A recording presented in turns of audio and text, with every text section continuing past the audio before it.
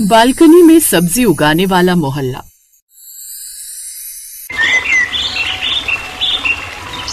दिल्ली शहर की तंग गलियों के बीच एक मोहल्ला था जिसका नाम था गुलाबी बाग। इस कॉलोनी की एक खासियत थी कि ये मोहल्ला बाकी मोहल्लों से थोड़ा अलग था। यहाँ के लोग बहुत मिलजुल कर रहते थे, लेकिन एक चीज जो सबसे अलग थी वो ये कि यहाँ के हर घर की बालकनी में सब्जियां उगती थी।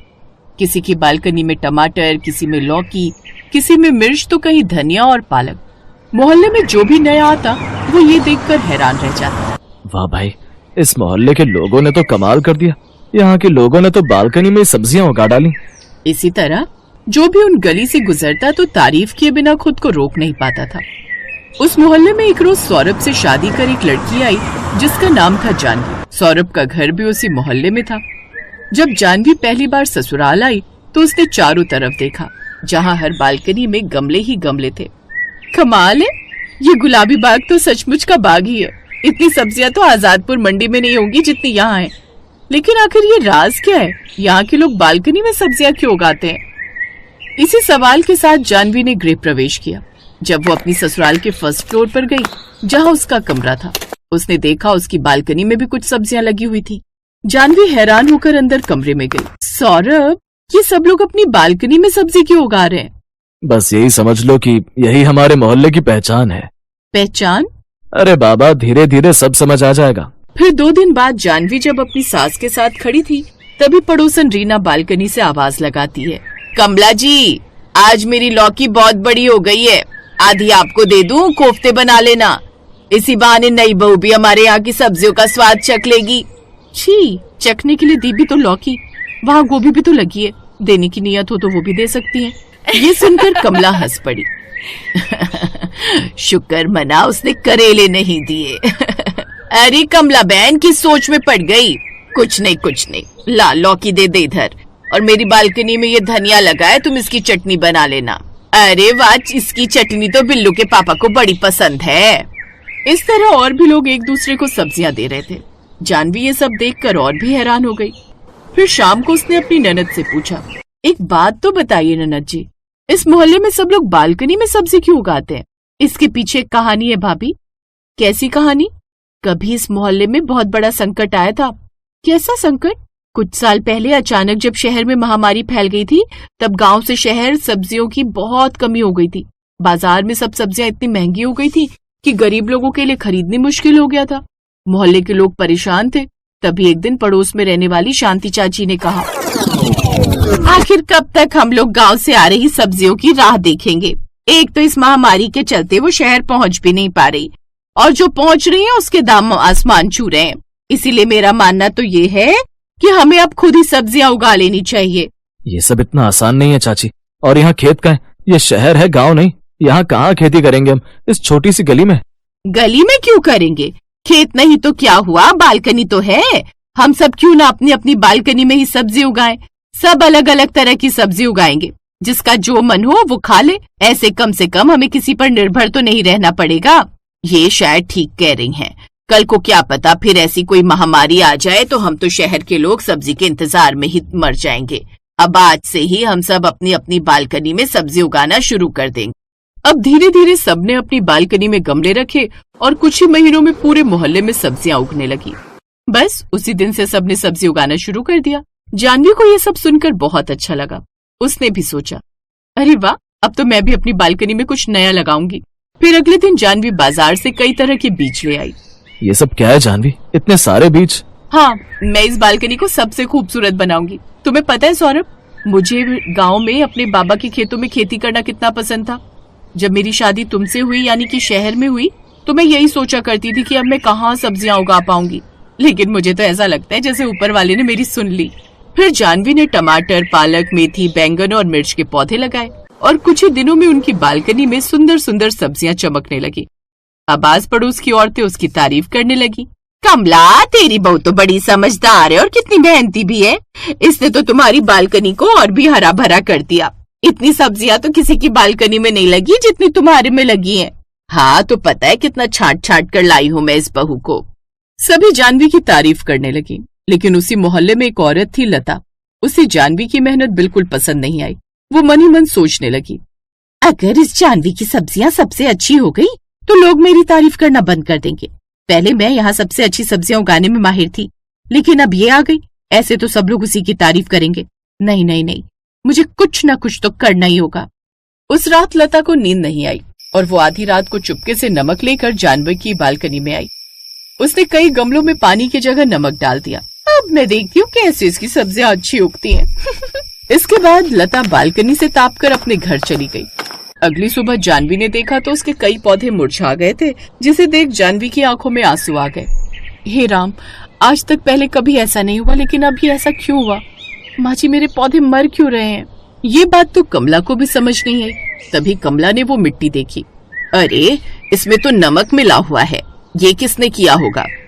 ये देख सभी घर वाले उदास हो गए और खासकर जानवी। वो तो जैसे चुप ही हो गई। अब वो ना तो कुछ खा रही थी, ना ही कुछ पी रही थी। जानवी, ऐसे कब तक भूखे प्यासे बैठी रहोगी? अब जो हो गया सो हो गया। नहीं सौरभ, उन पौधों को मैंने अपने बच्चों की तरह पाला था, फिर कोई ऐसा कैसे कर सकता है? जानवी की उदासी देखकर पूरे मोहल्ले के लोग इकट्ठा हो गए। बहू रो मत, पौधे फिर उगाएंगे, तू फिर कोशिश करना। हाँ बहू, मेरे पास टमाटर के पौधे हैं, मैं दे देती हूँ, तुम वही लगा लेना। सभी ने जानवी को हिम्मत बंधाई और कुछ ही देर में जानवी ने फिर से अपनी बालकनी में मेहनत की। जानवी की आंखों में खुशी के आंसू आ गए। कुछ दिन बाद जानवी की बालकनी फिर से हरी भरी हो गई और लता ने एक बार फिर से उनके पौधे खराब करने की ठानी और वो एक रात चुपके से मुंह पर कपड़ा बांधे उनकी बालकनी में ताप कर आ गई। लेकिन वो ये नहीं जानती थी कि सौरभ ने अब अपनी बालकनी में एक छोटा सा कैमरा छुपा दिया है और जो भी रात के अंधेरे में उनकी बालकनी में आगे आया उसका सिग्नल वो झट से उसके फोन पर भेज देगा। और ऐसा ही हुआ। जैसे ही लता उनकी बालकनी में आई तो वो कैमरे में कैद हो गई और झट से उसका नोटिफिकेशन उनके फोन पर आ गया। सौरभ और जानवी ने जैसे ही ये देखा वो जल्दी से बालकनी में आए। सौरभ ने उसे पकड़ लिया। लता जी, आप यहाँ क्या कर रही हैं? उन दोनों को सामने देख अब लता डर गई। उनके शोर से मोहल्ले के बाकी लोग भी आ गए। लता, तू ये सब कर रही थी? बोल, आखिर तूने ऐसा क्यों किया? फिर लता ने सब सच बता दिया। वो मुझे जानवी से जलन हो रही थी। वो मुझसे अच्छी सब्जियां उगाने लगी थी। पहले सब मेरे गुणगान गाते थे, लेकिन जब से वो आई है तब से सब उसी के गुणगान करने लगी। अब जानवी चुप रही। तभी शांति चाची बोली, लता, इस मोहल्ले की पहचान मिलजुल कर रहने में है, ना कि किसी से जलनखोरी में। लता को अब अपनी गलती का एहसास हुआ। मुझे माफ कर दो। ये सब सुनकर जानवी मुस्कुरा दी। अगर आप सच में माफी चाहती हैं तो वादा कीजिए, कभी भी किसी के साथ आज के बाद ऐसा कुछ नहीं करेंगी। मैं वादा करती हूँ। अब लता और जानवी ने मिलकर खाली पड़े मकानों में भी पौधे लगाने शुरू कर दिए। कुछ ही महीनों में पूरा मोहल्ला और भी हरा भरा हो गया।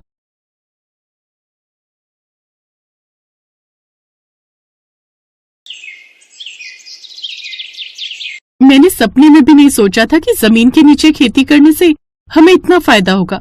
हमारी सब्जियां सच में कितनी हरी और ताजी हैं। टमाटर को लाल देखकर मुझे तो ऐसा लग रहा है जमीन के नीचे हमारा खेती करना ठीक था। तो देर किस बात की? सारी सब्जियां अच्छी तरह से पक चुकी हैं। अब जल्दी से इन्हें बाहर निकालो और बेचने चलते हैं। इस बार हमारी सब्जियों की बिक्री ज्यादा अच्छी होगी। ऐसा क्या कारण था जो इन पांचों बहुओं को जमीन के नीचे खेती करनी पड़ी थी? इस बात को जानने के लिए हमें इस कहानी के पीछे जाना होगा। तुमने तो कहा था ये सारी भिंडी ताजी है, जरा इन्हें काट कर देखना, सारी खराब भिंडी है। लोगों को पागल बनाते हुए शर्म नहीं आ रही है? पैसे तो पूरी ले रही है पर सब्जी 2 पैसे की नहीं है। अभी 2 दिन पहले भी मैं इनसे तरबूज लेकर गई थी, वो भी सारा का सारा गला हुआ था। अगर ऐसा है तो मैं तो नहीं ले रही इनसे सब्जी। चलो बहन, आगे से खरीद लेंगे।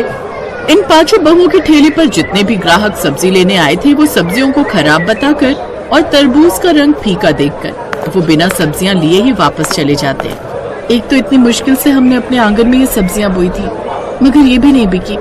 हमारे आसपास के सब लोग सब्जियों की खेती करते हैं और सबकी बिक्री हो रही है, मगर लोग हमारी भिंडी खराब बताकर सब्जियां खरीद ही नहीं रहे। अरे, ये सारा गर्मी का कसूर है। देखो ना कितनी कड़क धूप हो रही है। हमारे आसपास के लोगों ने जमीन के ऊपर सब्जियों की खेती जरूर की है, मगर सब्जियों और फलों को कड़ी धूप से बचाने के लिए शटर भी तो लगवा लिए अपने आंगन में। अब हमारे पास इतने पैसे होते तो हम इतनी गर्मी में यहाँ खड़े होकर सब्जियां थोड़ी ना बेच रहे होते। चलो हम सब घर चलते हैं, आज नहीं बिकने वाली हमारी सब्जी। अपने ठेले पर रखी सब्जियों को लेकर पांचों बहुएं घर आ जाती हैं। तभी उन्हें देखकर उनकी सास कहती है, क्या हुआ बहुओं, तुम इतनी परेशान क्यों हो? तुम्हारे चेहरे को देखकर लग रहा है कि इस बार भी सब्जियों की बिक्री नहीं हुई है। माँ जी अब क्या बताएं आपको, गर्मी का मौसम है, सब्जी तो लोग खरीद रहे हैं मगर हमसे कोई नहीं खरीद रहा। और खरीदे भी क्यों, सब्जियां सारी की सारी खराब हो जाती हैं। बहुत सारी प्याज तो अंदर से गल भी गई है। ऊपर से धूप इतनी ज्यादा है कि जमीन के ऊपर फल सब्जियों की खेती करना बहुत मुश्किल हो गया है। हमारे पतियों का भी काम ठीक से नहीं चल रहा है और बच्चों का भी इस साल स्कूल में एडमिशन कराना है। मुझे तो डर इस बात का है कि कहीं ये भी साल बच्चों का ऐसे ही ना चली जाए। बहू परेशान मत हो तुम लोग, भगवान जरूर हमारी कुछ मदद करेंगे। ऐसे ही शाम हो जाती है, सभी बहुएं खाना बनाने की तैयारी में लगती हैं और कुछ देर बाद सब खाना खा रहे होते हैं। तभी किरणवती अपने हाथों के ऊपर गरम सब्जी बिखेर लेती हैं। बहू मेरा हाथ। अरे माँ जी ध्यान से, आपने गरम गरम दाल अपने हाथ पर बिखेर ली है। अरे बहू क्या करूँ तू ही बता, मुझे बिना चश्मे के दिखता नहीं है। कब से कह रही हूँ इन बूढ़ी आंखों के लिए चश्मा बनवा दो। घर में पैसों की कमी के चलते किरणवती का चश्मा नहीं बन पा रहा था, जिस वजह से उसको दिखाई नहीं देता था। जैसे तैसे करके अब किरणवती अपने हाथ को संभालती है और सब लोग खाना खाकर सो जाते हैं। पूरे घर में हवा देने के लिए एक ही कूलर था। तभी अचानक वो कूलर भी चलता हुआ बंद हो जाता है। आए दिन तो ये कूलर खराब हो जाता है। अब तो जेब में इसकी मरम्मत कराने के लिए पैसे भी नहीं बचे। कैसे कटेगी ये गर्मी? अब पूरा परिवार गर्मी और गरीबी से बहुत परेशान हो जाता है। ऐसे ही एक हफ्ता गुजर जाता है। फिर एक दिन रेखा और ज्योति दोनों अपनी सहेली रूबी के घर जाती हैं। रूबी ने अपने आंगन में शकरकंदी की खेती की हुई थी, जहां वो अपनी जेठानी के साथ मिलकर जमीन से शकरकंदी निकाल रही होती है, जिसे देखकर रेखा कहती है, भिंडी से अच्छी तो शकरकंदी है, जमीन के अंदर उगते और खराब भी नहीं होते और तो और गर्मी से भी बच जाती है। काश कुछ ऐसा होता कि हम जमीन के अंदर ही खेती करते और हमारे फल सब्जियां भी धूप से खराब नहीं होती। ये सुनकर तभी सुनीता के दिमाग की बत्ती जलती है। रेखा, तुमने तो बातों बातों में काफी अच्छी तरकीब बता दी है। अरे हम जमीन के अंदर भी खेती कर सकते हैं। हम लोग जमीन को खोदकर उसके अंदर सभी तरीके के फल और सब्जियों के बीज बो सकते हैं, जिससे सब्जियां भी उग जाएंगी और ज्यादा धूप लगने के कारण खराब भी नहीं होगी। क्या तो तुम ठीक रही हो। तभी वो दोनों घर जाती हैं और बाकी तीनों बहुओं को भी वो बात बताती हैं, जिसे सुनकर वो भी बहुत खुश हो जाती हैं और अपने आंगन में एक बड़ा सा गड्ढा खोदने लगती हैं। और कितनी जमीन खोदनी है? इतनी ठीक है या अभी और खोदे? मेरे ख्याल से हमें अभी और जमीन खोदने की जरूरत है। कम से कम इतनी तो खोदनी पड़ेगी कि हम पांचों आराम से अंदर जाकर खेती कर सके और नीचे जाकर उन्हें देख भी सके।